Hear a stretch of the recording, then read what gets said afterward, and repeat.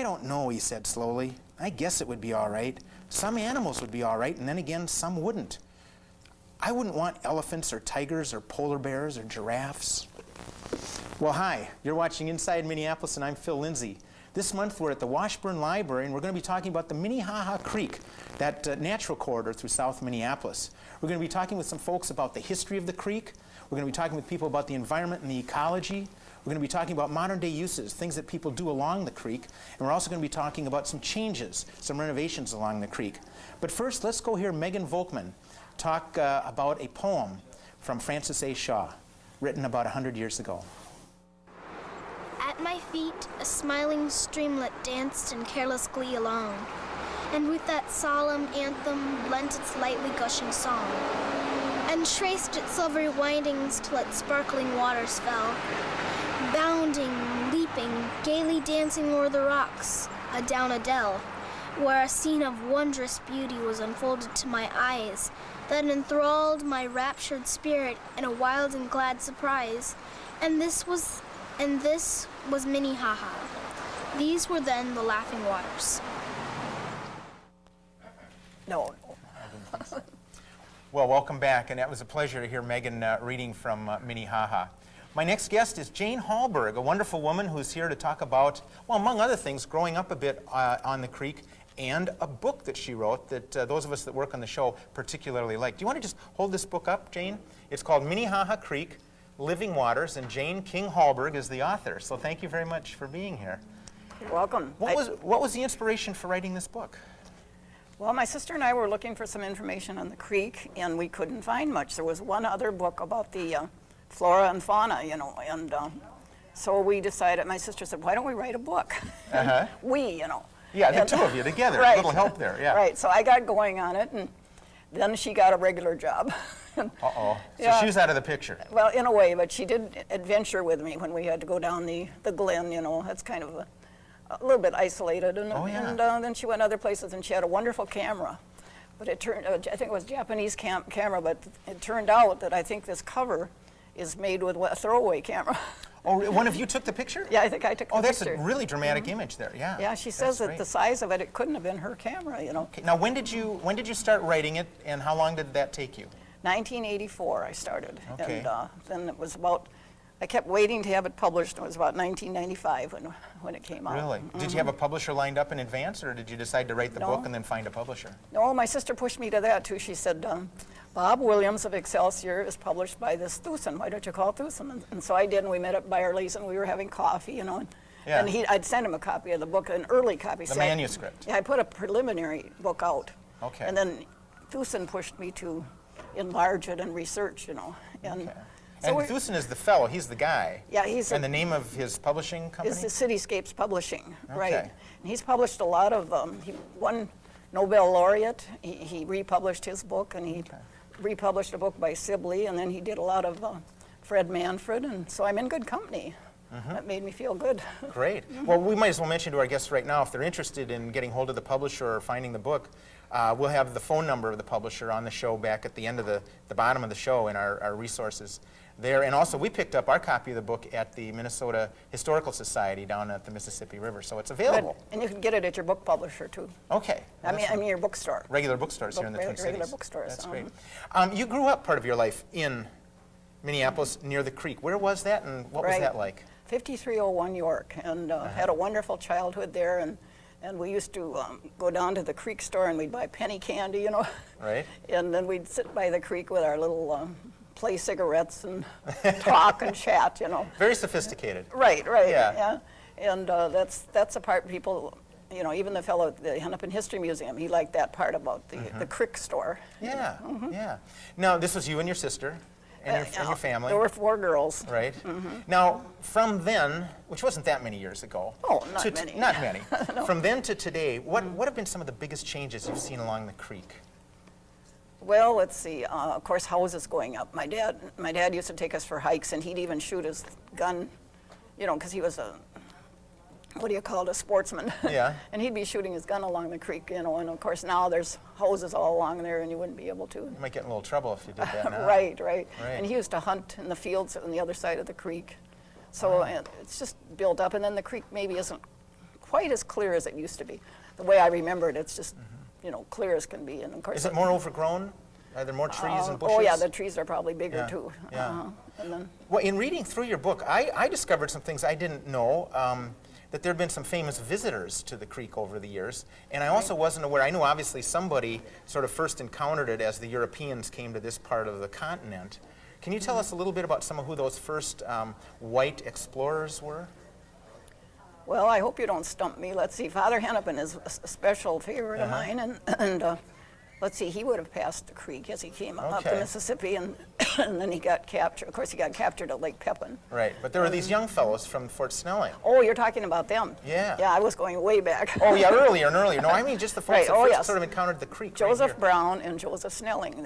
They were kind of bored, and so they organized this trip up the creek, and they had 2 soldiers with them. And you don't hear much about the soldiers, but in a way, they weren't supposed to do it, and the colonel got angry about it, and they went searching for him the next day, and they found him eating strawberries and so on. And Just having a good time. yeah, and these 2 kids, they were just geniuses, you know. It turned out that wherever I've seen any reference to them, they were regular geniuses. Very interesting. And also in your book, I heard about a hermit that lived down by the falls for a while around the turn of the century. Right, he did. Yeah, actually, there were 2 hermits on the creek. One was kind of in Edina, and a bunch of we kids went down there one time and talked to him, and that was a big deal.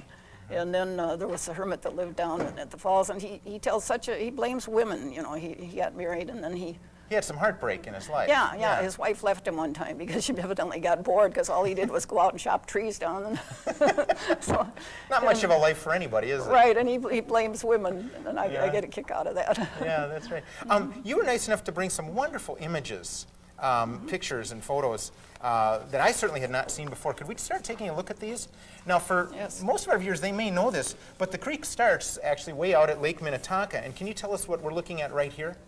Yes, you come down the creek a little ways, and it's very wild. You hardly see any houses for a while. And then you come to this Burwell house, and there's quite a rapids by there, and that's where the mill was, over across from the Burwell house. This was the home of virtually the last miller there. His name was Charles Burwell. And this is right out by Lake Minnehaha. Right, and it's a beautiful thing, and the city of Minnetonka got an iced tea grant, and they've fixed it up. It was a huge grant, and they fixed it up beautifully. Put $18,000 of Victorian wallpaper in there. Just the wallpaper itself? Yeah. And, that's impressive. And I got to get in that the Minnetonka Historical Society contributed $10,000 to that. Okay, to that thing. Okay, so that'd be out at the origins. Now, in this image, there's some intrepid travelers here that are going down. It looks like they're canoeing or something here. Right. Who's My sister and I, and then her nephew went over there, and we swam. This is across from Knollwood, and we were splashing around and having a great time. And then later on, she told me there's snapping turtles there. She worked in an office right near there. You didn't know that till afterward. I didn't know that till afterwards. That's probably best. Right, I That's think so, good. but we didn't get bitten. Now, this is an interesting, very interesting image here, and I'm going to hold this up, and I hope our camera can capture this. What is this, Jane? Well, there was a lady named Mrs. Wyman that told me that they used to have sleighs pick them up from the Edina School, which was about at Highway 150th Street. And this confirms it. This was in an Edina history little booklet, and that's the kids being picked up by their covered wagon sleigh in the winter. So, to get them, off to school? And To take them to school. Isn't that interesting? And that's something. I was glad to find that confirmation. See, when I was a kid, we didn't even have horse-drawn sleighs. I had to walk. I did too. I went to Robert Fulton and had to walk. It was 4 or 5 terrible blocks in the cold weather. And those 4 blocks are long. Yeah. Here's now this pertains. We're sitting here right now in the Washburn Library at 52nd and Lyndale Avenue South, and you told me that this image was really basically across the street from here. Right, 5225 Lyndale Avenue South. And what is this? That's an old blacksmith shop that was here in the around 1908. 1908. Isn't that interesting? I think it's interesting. Maybe they were working on those horses from the sleigh we just saw. Maybe so. Who knows? And then on earlier Inside Minneapolis shows, we've talked about Fish Jones and his incredible zoo, but you brought an image I know I've never seen before, and this would be closer down to Hiawatha Avenue, as I think I'm supposed to say it, right? I think so, right. Yeah. And that was the entrance to the zoo. That would have been right about near the Longfellow house there. Yeah, before they moved it now. Yeah, before they moved it. Yeah. And you were telling me before we sat down here that really it isn't to be pronounced Hiawatha. It's traditionally, it ought to be called Hiawatha. I've got a letter here from Longfellow's daughter, Alice M. Longfellow. She says, pronounce it Hiawatha instead of Hiawatha. Well, you'd think she'd know. Yeah, I would think so. His own daughter, yeah. But you learn something every day, and I think that's what I learned today. So thank you very much. Hiawatha. Right. That's going to be hard to change, though. I know it, but you've got to change it. You've got to change it. We'll work on it. We'll call each other and let each other know what's going on. Good. Now, you're working on another project. Right. I'm working with the Brooklyn Historical Society on history of Brooklyn Township. And we're getting it out in the year 2000, interviewing people. And I'm in charge of the first chapter, the early history, which has been quite a job. What is it about writing that you like? Do you have a favorite part of all of this sort of... Well, the researching, and it's like finding a hidden treasure, you know. Yeah. And all of a sudden you get this treasure, and it just adds so much to the book, you know. What kind of research? Where do you go? Where do you do your research? I think you've mentioned Edina helped and some other places. Yeah, all the local libraries, and then I go to Hennepin History Museum. I found a treasure there the other day, and then the Minnesota Historical Society, and I love it over there, you know. Their archives and so on. You have a lot in common with one of our producers here, Sherry Nolan, who spends a lot of time at some of those same places. Does she? Yeah. Well, it's fun. It's amazing what you can find. I found a letter by Louise Burwell that confirmed the Penn Falls, and that was really something, yeah. Yeah, out there by what we call Penn Avenue. Right. They had that other... Right, there was a waterfall. Do you have a background as a researcher and as a writer, as an author? No, I took history and didn't especially like it, but I was an English major, and that's helped a lot. And then one of our members in our historical society taught me to do word processing on the computer. Yeah. And I wish I'd had it when I did the Creek book. You know, it's so much easier. So for the next project, you'll be word processing. Right, I'm doing it on the word processor now. Sure. I just love it. I sort of asked the question similar to this before, but I want to ask you, favorite memory of all your years and time you've spent along the Minnehaha Creek? Oh, I think probably walking down the creek with a bunch of girls and over as far as Upton or Penn, and we always were going to walk over to the falls, you know, and we never quite made it. Right. I think two of the kids weren't allowed to go, so they'd always say, well, we better go back now. Yeah. And in your words, as someone who's grown up here, you've written about it, you still care about the creek, what do you think Minnehaha Creek means to Minneapolis? Oh, I think it was very vital in the old days. They had the 6 mills on it, you know, and businesses, and then people enjoyed it so much. And it's just a treasure. And one of the purposes of my book became to save the creek, not that anybody's threatening it. Right. But it was one of the big TV announcers. He went back to his hometown, and his creek had been completely covered over, you know. Yeah. I wouldn't want that to happen to Minnehaha. Yeah. Well, with your good work in the book and your further efforts, I think you've gone a long way to helping preserve it. Thank you. I hope so. Jane Hallberg, a pleasure to meet you and have you on the show. Thank you. Congratulations on your book. I enjoyed it. Good. Well, in a moment, we're going to talk with some folks about the actual environment, the ecology of Minnehaha Creek. But first, we're going to take a look at our monthly factoid, Did You Know? There are a number of bridges that happen to go across the creek, but they didn't always look like they do now. Stay tuned.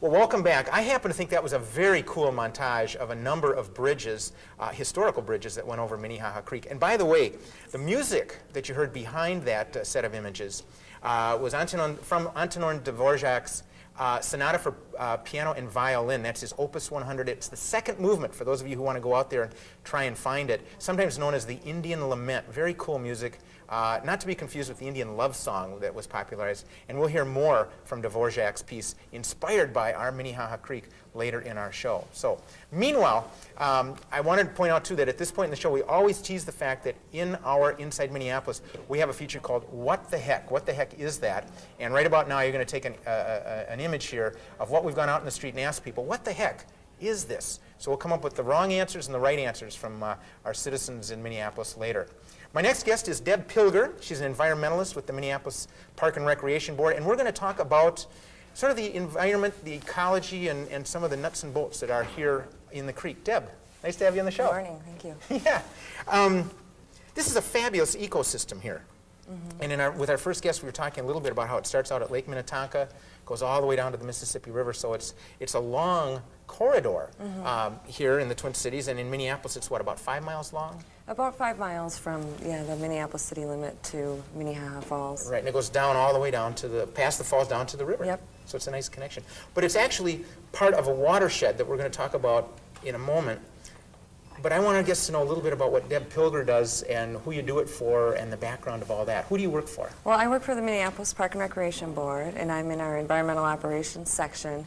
And the park board itself is responsible for the management of the lakes and the parks, the parkways and the golf courses and the trees in the city of Minneapolis. Right. And our section specifically deals with lake management and water management issues and a lot of our natural grass management. And I do a lot of our outreach and education and grant management and project management. Okay, so this is a fairly sophisticated operation here you're talking about. That's a lot of property and a lot of natural resource to take care of. Yeah, we have about 13 lakes in the city that we manage, and we have a lot of projects going on concurrently on those lakes, and then we also deal with some management along the river corridor and the Minnehaha Creek corridor. Okay, and you mentioned outreach. That's part of what you do specifically. Who are you reaching out to?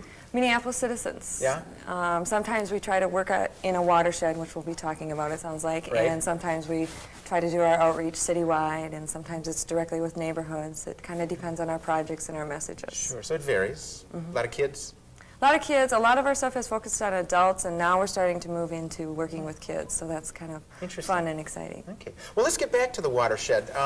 Most of our viewers probably know that a watershed is a bigger thing, a bigger geographic entity than the actual creek bed here. But I'll bet most folks don't know how big the Minnehaha Creek watershed is. And the watershed for Minnehaha Creek, which includes Lake Minnetonka, its whole drainage area for Minnehaha Creek and Lake Minnetonka is 181 square miles, which is huge, and which you were alluding to earlier. It goes as far west as Minnetrista, Watertown. St. Bonnie, and Yeah. that's out in the west, and then again, it ends up to the east to the river. Right, comes all the way into Minneapolis Sure. to that Minneapolis border. Yeah, so that's a big area, so multiple jurisdictions. Correct. So it isn't just the park board here in Minneapolis saying, well, I think we want to do this. You've got to sort that out with a lot of other people. Right, we work with the city of Minneapolis, and we work with the Minnehaha Creek Watershed District, which is the jurisdictional body for the entire watershed district. Okay, But we do manage the creek in Minneapolis. Right, that's your responsibility, sure. What are some of the big issues with the creek in terms of, I'm just guessing things like pollution and erosion, that sort of thing? Yeah, Minnehaha Creek has some severe erosion problems. It has the water levels fluctuate a lot with rainstorms. And what happens in Minneapolis, in Minnehaha Creek, and all the water bodies in Minneapolis and this entire urban area is when there's a rain event and we have rain falling and it's falling on the streets and rooftops and driveways, it runs off these hard surfaces, goes into the storm sewer system in the street, into the drains, and then it's just funneled or channeled directly to Minnehaha Creek or Lake Nokomis or the Mississippi River, depending on what is closest. So whatever you're putting on your boulevard or how you've got your roof Right. on the house, I mean, eventually elements of that. Yeah, whatever's out Get there, down whether there. it's trash or leaves or pet waste, grass clippings, whatever's on your hard surfaces around your home, your street, your driveway is going to end up in a nearby water body. And a generation ago, that's just what happened. It just flowed down and flowed through, but not too many years ago, you folks started coming up with some filtration and remediation? Actually, probably a generation ago, a lot of that storm water was flowing to the sanitary sewer system over right. at Creekside and St. Paul. And what was happening was when you had big rainstorms, like of an inch or greater, Right. it would overflow that capacity, and raw sewage was being dumped into the Mississippi River, which was was a a different major problem. Yeah. you know, much more of a public health problem, also a water quality problem. But so that change was made. There was this sewer separation Right. for the And that, storm sewer Minneapolis sanitary completed that sewer. about, I'm going to say 10 years ago or 15 Yeah, it was quite a years while ago. ago, and St. Paul was just recently in the last few years. But you're also correct that we have been trying to deal with some of the stormwater runoff. We've been building wetlands, we've been building detention ponds. The city's been putting in, they have about 100 grit chambers now, which store that stormwater runoff, and some of those pollutants will settle out. How's it working? It's working well. We had a major project we've been doing on the chain of lakes for the last 5 years, and we've seen some real dramatic improvements in Cedar Lake's water quality, and we just built a wetland for Calhoun. And that's looking good. yeah, it looks really nice. They've got that nice bridge and the landscaping. So that's been going well, and we've got some stuff actually coming up at Lake Nokomis and Hiawatha these next couple of years with the watershed district. Well, here we're talking water. We're talking about a watershed district. We're talking about what happens with runoff, and necessarily that implies that the water level fluctuates a lot. Right. And that's a concern of yours. Do you want to share with our viewers a little bit about that? Yeah, Minnehaha Creek, because it's such a small stream that's handling so much runoff, it really has some pretty dramatic fluctuations. In '97, we had those real big storms where we got 3 inches of rain in an hour, and that will cause the creek to rise 1.5 feet, which is tremendous, a 1.5 foot fluctuation in water level. More typical storms, you know, in 1 inch rainfall, it'll probably rise a few inches. But then, you know, with that water rising and falling and the increased velocity of the water, it really erodes the stream bank, and it really degrades the stream bank, and it's hard for the vegetation to survive. In terms of erosion, for a layperson like myself, if suddenly you got that foot or so rise almost overnight or in the course of a day or two, I mean, would you see that? Would you actually see erosion just occurring in front of your eyes? You could. You would see some cloudiness in the water. You'd see sediment particles, soil, just that general kind of brown-looking water. Yeah. That would be erosion. So what do you do about that? Well, we've been trying to do some stream bank stabilization, is what we call it. We do big rocks, like they're called riprap. But we're also trying to do some new stuff called bioengineering, where you use natural living plant materials in combination with some rocks and other stabilizers to stabilize that stream bank. And there were 4 projects that we did on Minnehaha Creek in Minneapolis in the last 4 years that seemed to have been pretty successful.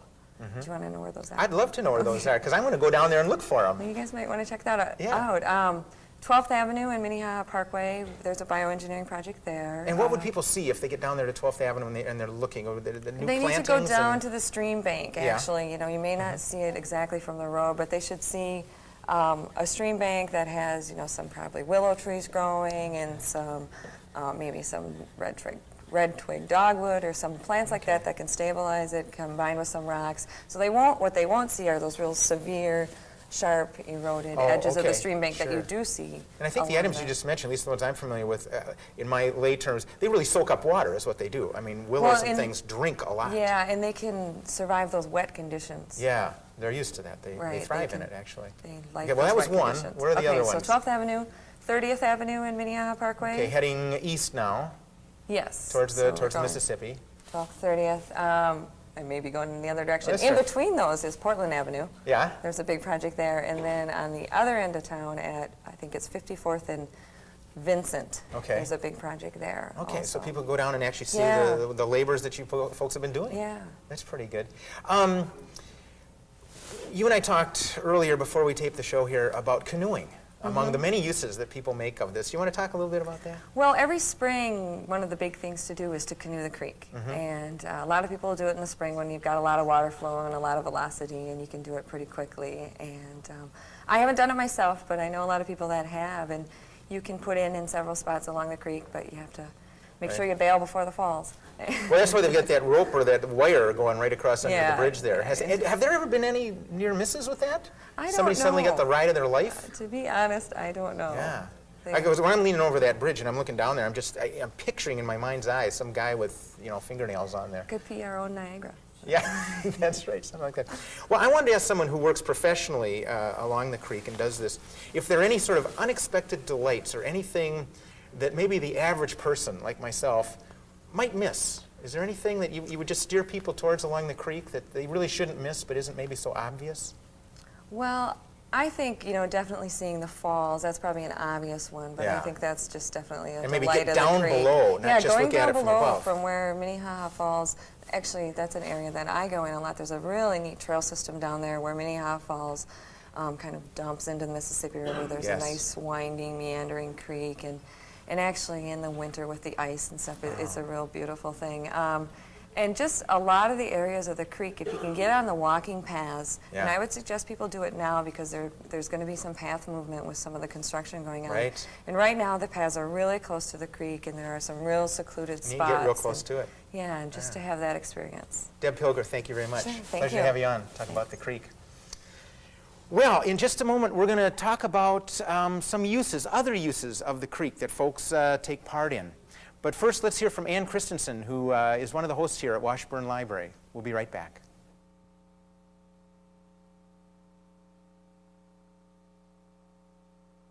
My name is Ann Christensen. I'm the branch manager of Washburn Library. I'm also what's known as a district librarian in the city of Minneapolis, which means I supervise several branches for the Minneapolis Public Library System. This is our home branch. Washburn is the largest community library in terms of circulation for the Minneapolis Public System. We do about half the circulation the main library does at downtown, and our circulation is about 600,000. This building was originally built in 1969 to 71 and then was remodeled in 1991 and approximately doubling it in size. So this is a very busy, well-used community library. We have a lot of active children's programs. We have an excellent collection and a really good staff. So anyhow, here we go. Well, I want to thank Ann and all the folks out here at Washburn Library. This is the second time Inside Minneapolis has been in one of the Minneapolis Public Libraries, and they're always wonderful venues to be in. I'm excited to have the next two guests here to talk about some of the uses that are put to Minnehaha Creek. Bob Lind is with the Twin Cities Marathon, and thanks, Bob, for being here. Yes, thanks, Phil. Yeah, and I'm excited because the marathon makes such great use of the creek area, and I want to talk about. And then Carol Fox, you're with the Minneapolis Park Board, in particular the Lynnhurst Community Center. Right. And let's just start with that. Why don't you tell our viewers where the Lynnhurst Community Center is? Well, it's located on West 50th and Minnehaha Parkway, just a few blocks from the Washburn Library here. That's right, just a little bit west of here. Right, Yeah. just south of Lake Harriet. Okay, and it's affiliated, or not affiliated, but it's just cheek by jowl with the school there? We are connected to Burroughs Elementary School, Yeah. so it's a shared use facility. We share our gym space, and then we also get some use of the school. Oh, well, that's handy, isn't Yeah, it? it is. It's great. And both facilities are right there by the creek, so. We are right on the creek. Now, we're going to talk about Lynnhurst programs, and you've got some very interesting ones, but I'm guessing the school sends some of their kids over to the creek as well?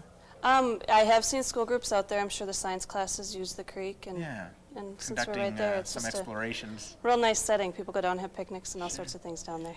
Lynnhurst, in general, who makes use of your facility? Who's coming in there? In general, we program for the Lynnhurst community, although with being a community center, we do draw from a large area in southwest Minneapolis. And that's an important distinction to make, too. And I don't have it all in my mind, but the park system has a variety of what you might call kind of categories of parks and centers, Right. kind of based on draw and region. Right, and the size of the facility. We have community centers, and neighborhood shelters. And the shelters are the smaller facilities, and the community centers the larger Right. facilities. So you draw lots of folks. We really do, yeah. Yeah. Any raw numbers that you could say? I mean, more than a dozen? Well, for instance, our soccer program this fall, we had close to 400 kids playing soccer. Oh, wow, that's impressive. So, yeah, a lot Okay. of people through there. Good. Well, and Bob, to talk with you a moment here, and I should mention that Bob and I are colleagues at the Minneapolis Community Development Agency, but you're here wearing the hat, the lightweight hat, the nylon hat, if you wear one, as a runner, the Twin Cities Marathon. That's right. The Twin Cities Marathon is it's a nonprofit organization which puts on the annual Twin Cities Marathon. It's a year-round planning event, but it's a great community event as far as the two cities. Now, how long has the Twin Cities Marathon, this particular race, been going on? This goes back to 1982, so this year was our 18th running of the Twin Cities Marathon, making use of the great parkway system and the chain of lakes in Minneapolis and heading into St. Paul for the finish. Yeah, and for those who don't know, a marathon is how long? 26.2 miles. And that point 2, you can't cheat. You can't just say, I did That's the 26. right. That's right. You have to finish that point 2 as well. That's right. And is that, no, I'm not a runner. I have a car. But if you're running that 26, is the last point 2, is that the hardest, or do you have so much steam built up? Well, for most runners divide the race into 2 segments, the first 20 miles and the last 6 miles. So there's a wall at there's, 20? There's kind of a wall right around 19 or 20. So if Okay. one can make it to the 20 and still have a little bit of something left, you can probably make it to the finish. Now, I've been to the finish, which in years past has been right there, kind of between the St. Paul Cathedral and, Right. the Capitol. Was this planned? It's literally downhill there. I mean, it's that John Ireland Boulevard, I think. Right. It's a great finish. You've got Yeah. the cathedral, the state capitol, and you're right. It's downhill. It's dramatic. I mean, it's gorgeous. At that point, that's what the runners want. They Yeah. want that little downhill segment to the finish line. Yeah, well, that's great.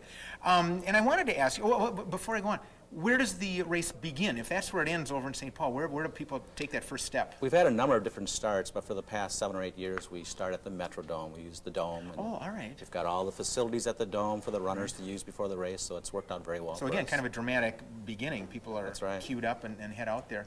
Very briefly, could you outline the route from downtown Minneapolis, I mean, which is a very built environment. I mean, there's no two ways about it. That's a lot of asphalt pavement, skyscrapers, and then where do you go from the Metrodome? Right.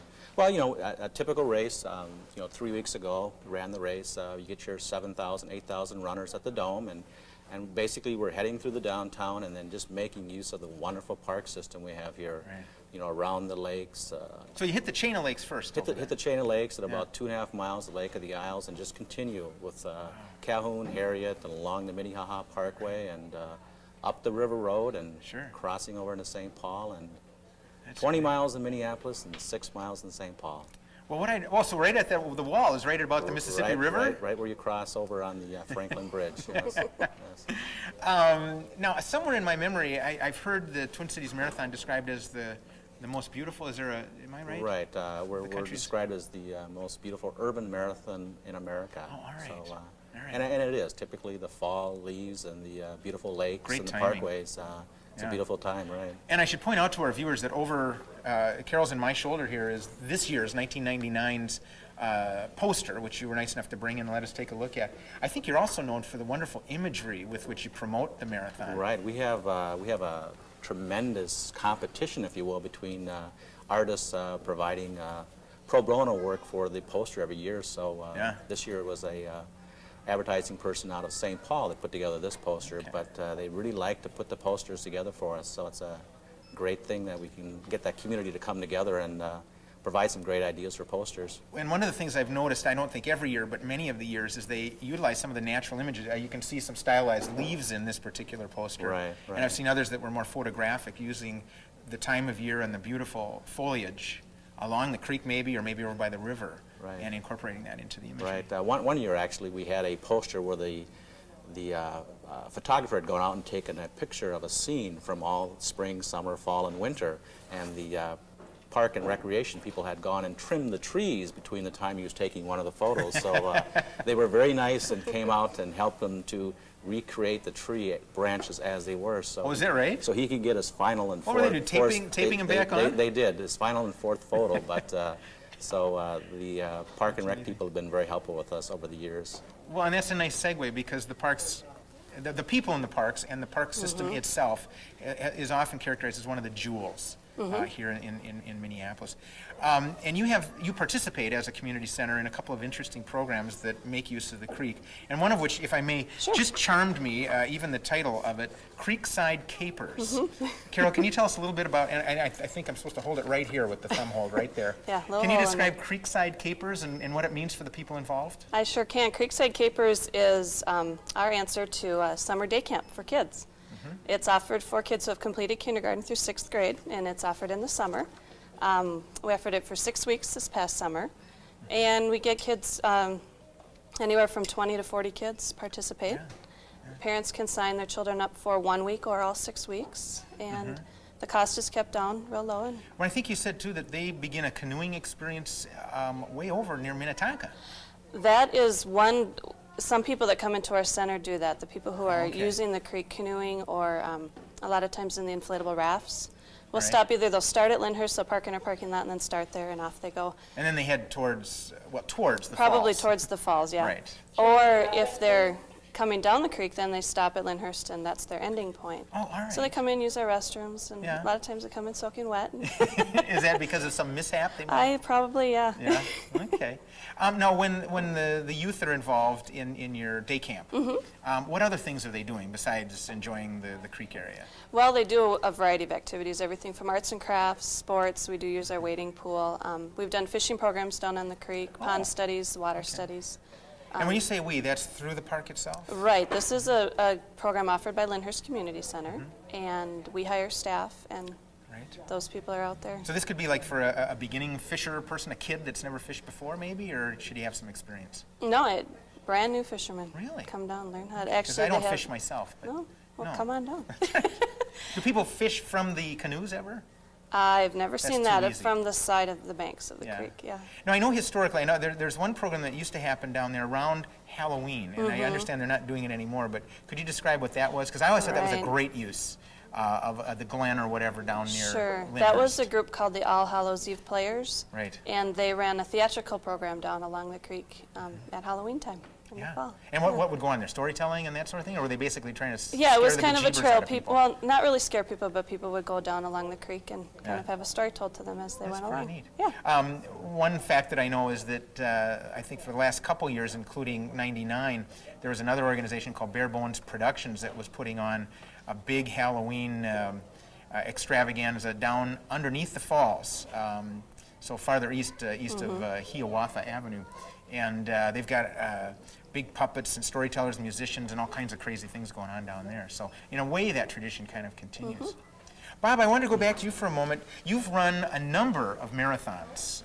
Right. I've only run the Twin Cities twice. I've been heavily involved in the organization. I'm the immediate past president right now, but only had a chance to run our race a couple times, but I've run 14 marathons altogether in New York, Sure, and I wanted to Grandma's, ask Boston, so. how the Minneapolis Marathon, and I'm thinking really, frankly, more about sort of the beauty and the natural scenery. How does your marathon here, the Twin Cities Marathon, compare to other runs? Well, I think every race is different, but I think our reputation across the country and actually internationally is a well-organized, beautiful course, nice time of the year. So we've been very happy and very proud of the organization and putting on such a great event. I mean, it's great to get all those people out there. We get 200,000 spectators out there on race day. That's an so, amazing figure, 200,000. well, they got 26 miles to line the parkway, Yeah. so yeah. Yeah, it isn't as though they're all at one point, but that's Right, quite the right. turnout. So I think we have a great reputation as far as a race for Yeah. the middle of the packers like myself, as well as the elite runners. Right, and of course, this draws internationally. Correct. We get Yeah. runners from all 50 states and plus about 20, 25 foreign countries. Very impressive. Now, I know you happen to be fortunate enough to live near the creek. Correct, right. And I wanted to ask, again, as a non-runner, I don't seem to do anything that relates to what you guys are talking about today. To get ready for the run, for the marathon, do people practice running the creek? I mean, is it important to actually practice the actual route of a marathon? I mean, not the actual route. I think most runners, you know, they're out there for their own well-being, for their own health, and obviously they need to put some base miles in, but it's the type of challenge that can be attainable by most people if they just put a little time in, a little running in, and Get so the right forth. shoes and get out there and Get do the right it. shoes, and Okay. it's an inexpensive sport, so. Well, that's true. pair- Available to anyone. Pair of shoes is Sure. about all you need. So. That's right. Well, that's good. And I think that the marathon, besides probably being a lot of fun for those who run it and make that 0.2 miles at the end, is a great contribution to the civic life of Minneapolis. Right, So, right. And we've added a lot of other events besides the marathon. We have a Saturday that's filled with children's events and short runs. We even have a diaper dash for the really, really little ones. So we had over 400 kids in a diaper dash. So Oh, that sounds like a lot a of lot fun. of little babies crawling around on their hands and knees. Future runners, Yeah, huh? future runners. Crawling to right, sprinting. That's right. great. Carol, one last quick question. Wintertime uses of the creek? Anything that you folks put together out there? I do see a lot of people cross-country skiing and snowshoeing, so the creek is used Beautiful year-round. It setting. is. It's very beautiful. Yeah. Well, It's- Carol Fox, thank you so much. Thank you. Getting a little taste of what goes on along the creek. And Bob? Phil? Keep Thank you. running. Okay. That sounds good. Well, we're going to also talk with some folks about some of the changes that are coming along the creek. Somebody alluded earlier to the fact that some of the pathways are going to be reconfigured. But first, let's take a look at some moments of fall beauty along the creek.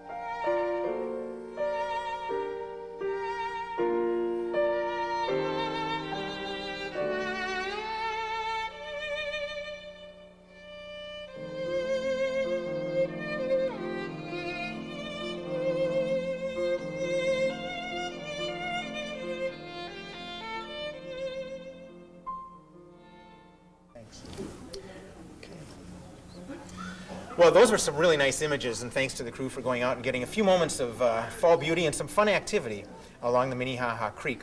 With me now are two gentlemen who know quite a lot more about the creek, in particular some of the changes that are afoot here along the creek. Cory Conover is a resident, actually a multi-generation resident of the creek area, and Andy Lesch is with the Park Board. Nice to have you here. Nice to have you here, Cory. Let's start right off with that.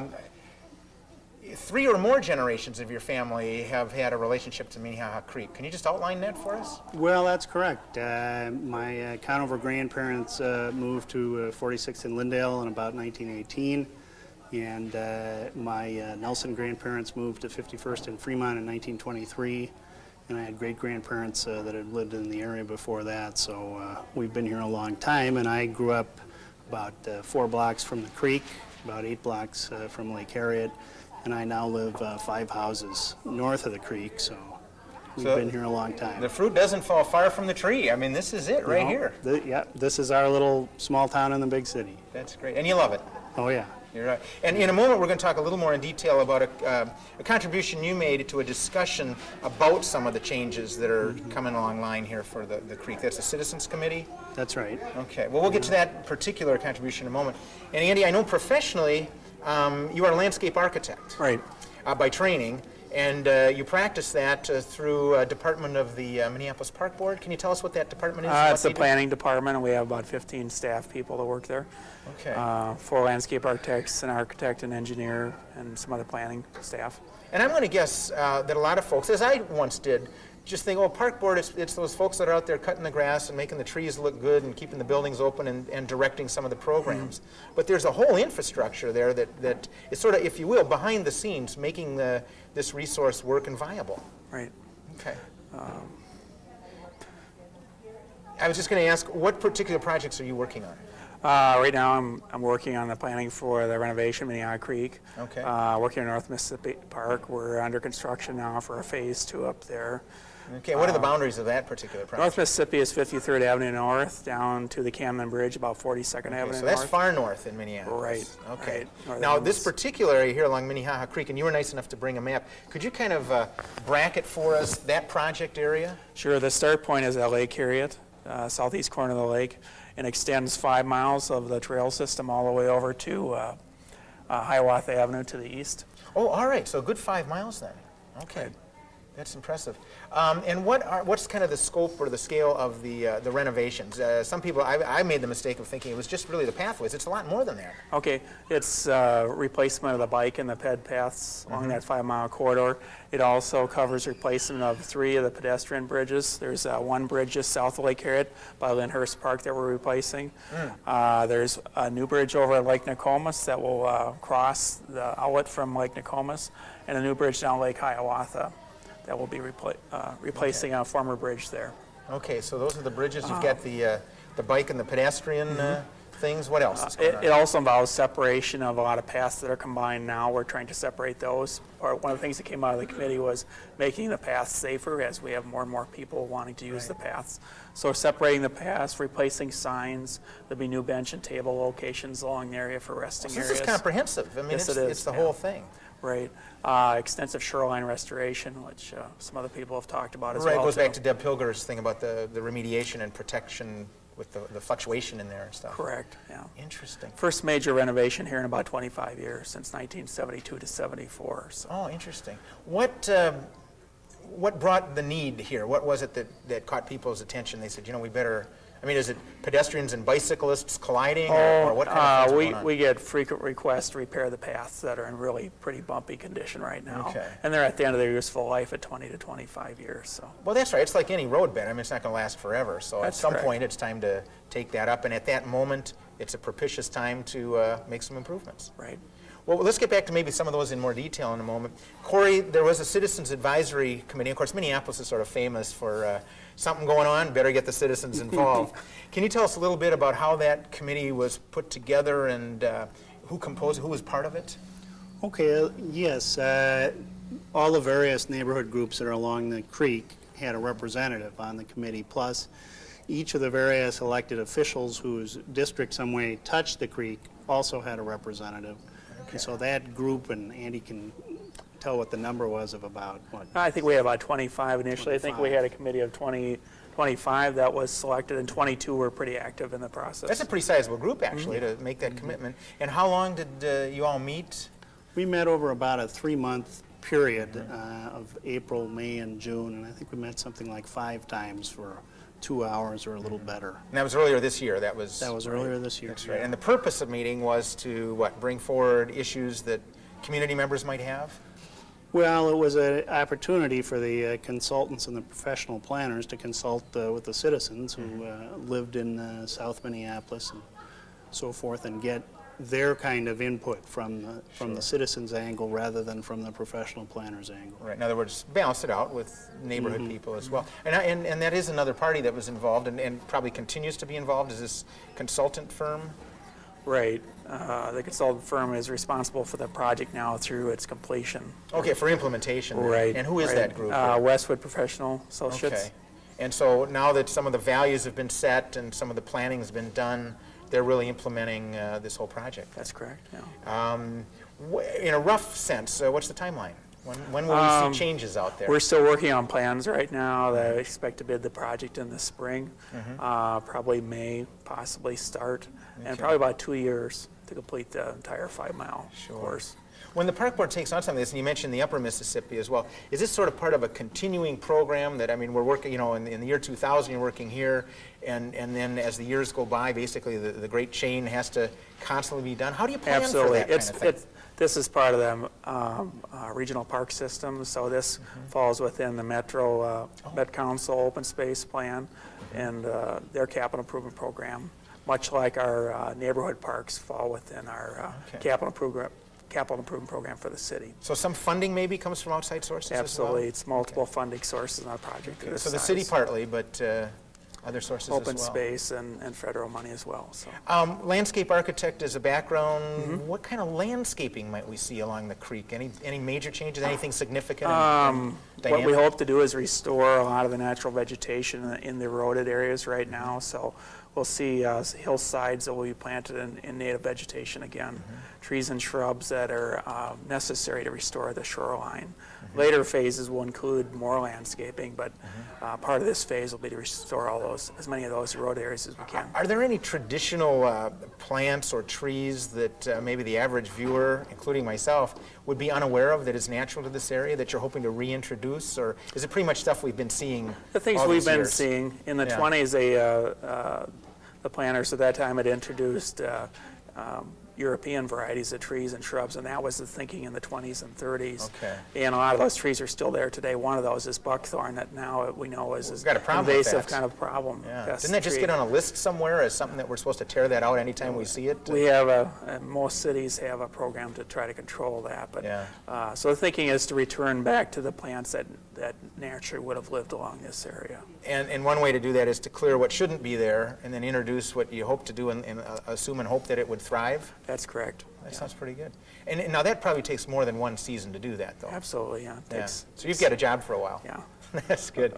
As a landscape architect, what's your highest aspiration for either the creek or anywhere that you're working here in Minneapolis? What would you like to see most happen? Oh, I think we improve the conditions that we have today so it can accommodate the users and be thinking ahead about additional users we may have over today, whether it's rollerbladers or skateboarders or whatever needs we can anticipate. So. Met Council had a tremendous figure that they estimated of use along the creek.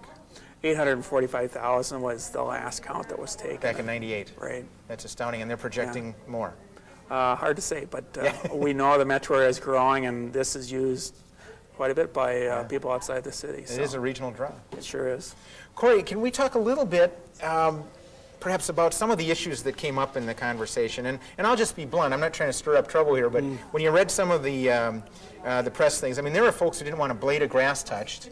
There are other folks that were extremely happy about the prospect of improving the safety and the utility of this area. Was it a heated discussion? I mean, what kind of things did you guys get into in this Citizens Committee? Oh, I think it was heated at times. Particularly, there were some members of the community who had one viewpoint, and then there was another viewpoint of kind of a more broader use, making the trails more suitable. Obviously, there are people who want it to stay as natural as possible. Some people were not even for improving the trails, just kind of letting them go because they want it to be more primitive. Okay. In other words, leaving them as they are, but as time sort of erodes the construction, actually let that... There was a small camp that way. The other camp was just, don't widen them, don't make them any more, don't use paving blocks or anything. Sure. Keep them small and narrow and natural. And then there were other people, of whom I'm one, who wanted to have first quality surface for people to use, and who wanted to separate the trails for safety purposes. I have 2 small children.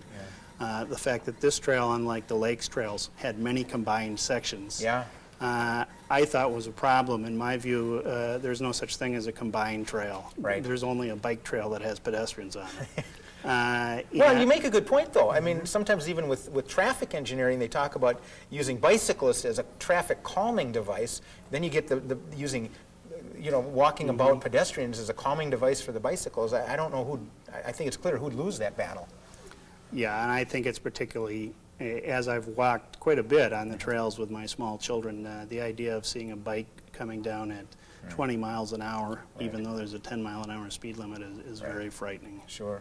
In fact, speaking of bicycles, isn't there one particular grade that's going to be changed a little bit actually on behalf of the bicyclists, because it's a pretty steep grade there? I forget where it is. Just on the west side of Lyndale Avenue. Over near Lyndale, okay. Right in this area here. So the bicyclists will see some improvements as well. Yes. From their point of view. Yes, sure. Yes. Yeah. Everybody. Well, gentlemen, I want to thank you. We just had a time to kind of briefly outline this and get just a sense of some of the work that the Park Board's doing and some of the good contributions from citizens along the area. So, Cory, thank you very much. Pleasure having you on the show. Andy, nice to meet you. Having you here. Well, coming up, we're going to hear some of the wrong answers to our monthly feature, What the Heck Is That? And then later on, we're going to hear the right answer. So let's go out in the street and meet some folks who are going to tell us what they think that thing is.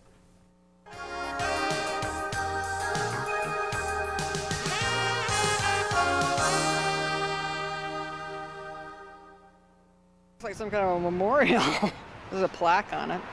I don't know, some kind of rusty eyesore, whatever it is. It looked like a horseshoe game or something. Something funny. A wheel. It's from the Washburn mill. It's the mill thing. I don't know. It looks like a statue of some sort that maybe fell apart. I have no idea.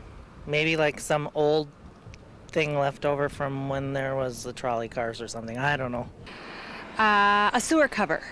Well, it looks like something for water maintenance or something. Well, it actually kind of looks like a sewer top. I don't know. What is it? Well, I always like those wrong answers, but it's more important to find the right answer. Let's go to Barbara Klug, who knows the right answer to what the heck is that? Okay, thanks, Phill. This is actually a burr stone from a grist mill built by the Washburn brothers in 1866, Cadwallader and William. The grist mill was used to grind grains into flour, and this particular grist mill was the largest of its kind west of Buffalo. It was 6 stories high. It cost $100,000. This burr stone was generously donated to the Washburn Library in 1971. Back to you, Phill. Well, thanks, Barbara. It's always nice to get the inside scoop on what these things are in Minneapolis, and indeed, here it is, that lovely artifact. Well, I hope you stay tuned with us next month, because we're going to do a special edition of Inside Minneapolis, something a little bit different this time. At the end of our show, we always run a catalog of useful resources, and paired with the catalog this month is a great photograph of the old Godfrey Mill down by the falls in the year 1900. And along the credits, we've got another wonderful picture. This is of the Parkway from 1909 in full color. Hope you enjoyed the show. I'm Phill Lindsay. I got to go check on my library card right now.